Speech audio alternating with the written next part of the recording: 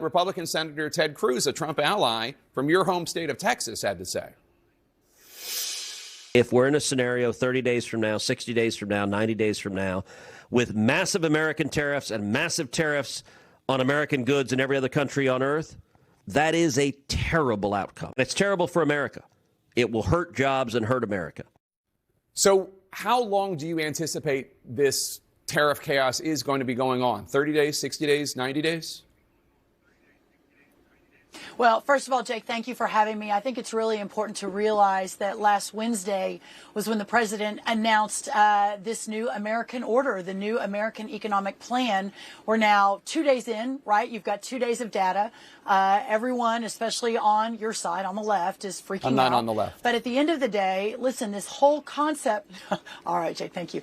This whole concept is about rebuilding an American economy around American goods, around American industry. We do already live under a tariff regime in this country, but it's the tariff regime of China, of Mexico, of Brazil, of Australia, of countries that Mexico won't take our corn, Australia won't take our beef. The country of Honduras takes more pork than the entire European Union does, American pork, I should say.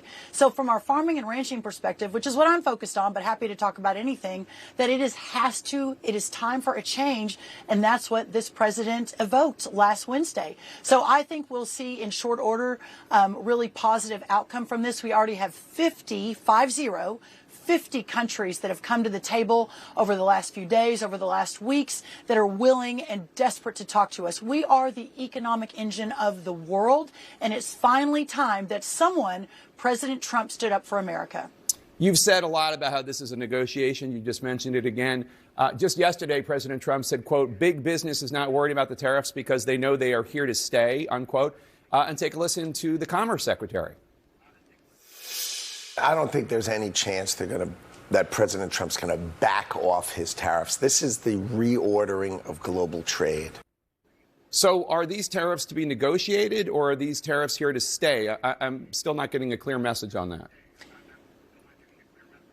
Well, listen, this is a national security issue. This is about reshoring thousands, hundreds of thousands, millions of jobs. This is about moving our American farmers and ranchers into a new era of prosperity. This is about strong and bold leadership. And I'll tell you, Jake, this isn't just some new sort of concept that just came up under, the Trump years, under the last 8 or 12 years.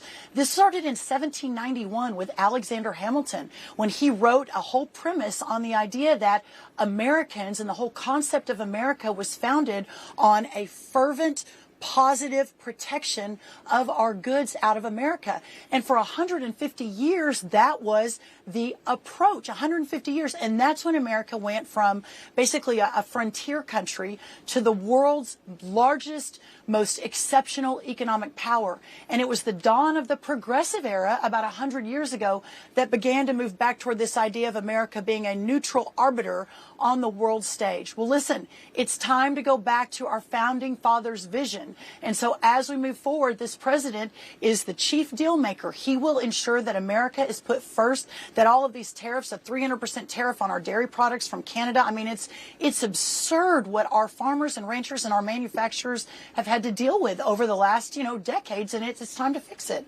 Yeah, the question was, are these tariffs here to stay, as Howard Lutnick and President Trump seem to be suggesting, or is there going to be room for negotiation, as you seem to be suggesting?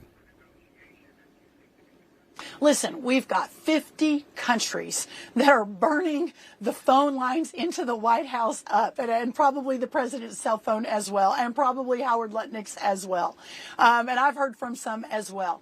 This is the ultimate deal maker who is a businessman at the head of our government. Finally, that the American people said all swing states, all the popular vote, tariffs were a part of his plan. We're going to put America first, and he will do everything in his power all day, every day to do just that. Right now, we're 2 business days into this new American order, so I think we have a lot to be determined, but the president is resolute in his focus, in his boldness, in his fearlessness, and in his relentlessness to ensure that we're putting America first by using these tariffs along with deregulation, cutting taxes, energy dominance. It's an entire package. But right now, obviously, the tariffs are front and center. I agree. President Trump talked about tariffs on the campaign trail. I think probably a lot of voters thought that he was talking about the kind of targeted tariffs that he implemented in the first term and not these global tariffs that have diminished, wiped $6.6 trillion of wealth off of Wall Street.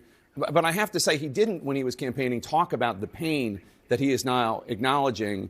And I have to say, we're getting a very Pollyannish view of what's happening from the Trump administration. I disagree with that, Jake. Well, let me just finish the question. Let me just finish the question and then you can answer. That's not right. But there seems to be a lack of acknowledgement of the real pain and panic people are feeling right now. And I don't know if you saw it because you were on TV, but there was a moment on Thursday, you were on Fox Business, you were praising President Trump's leadership, celebrating these tariffs, and all the graphics surrounding you, again, this is on Fox Business, showed the markets in a nosedive. And so you disagree that I say there seems to be a disconnect between what you're saying and the reaction of the world. Tell me why you disagree.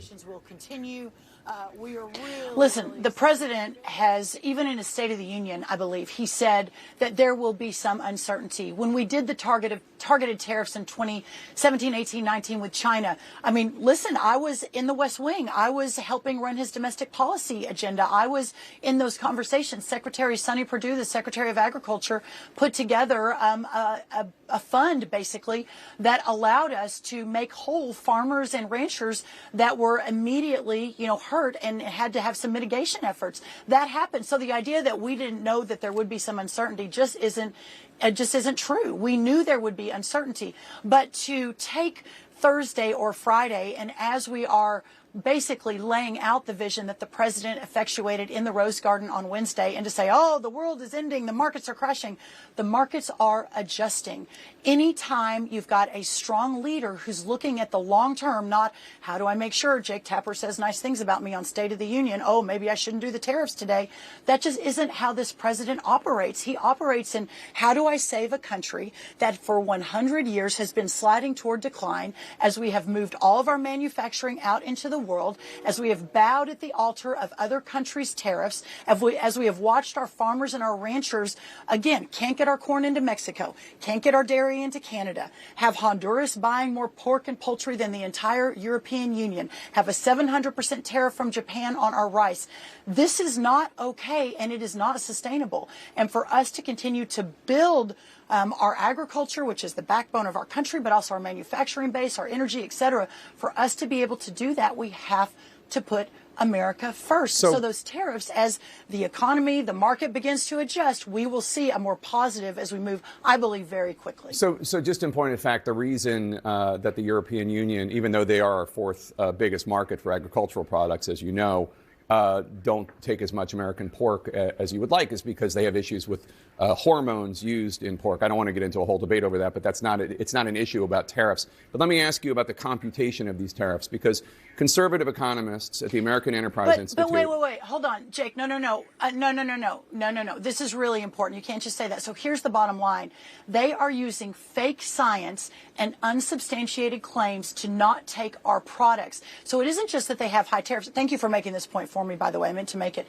It's not just the tariff numbers. It's the way they've treated our products. Oh, sorry, we can't take your beef since 2002 because you use a certain type of feed. That's just absolute bull. It is not correct and not appropriate. Our supplies, our farmers and ranchers, we produce the safest, the most secure, the best food in the world. And so to use that for the EU to say, oh my goodness, we can't do it because of this reason, it's absolutely wrong, and it's not based on sound science. Okay, well, you can take that up with the Europeans. Conservative economists at the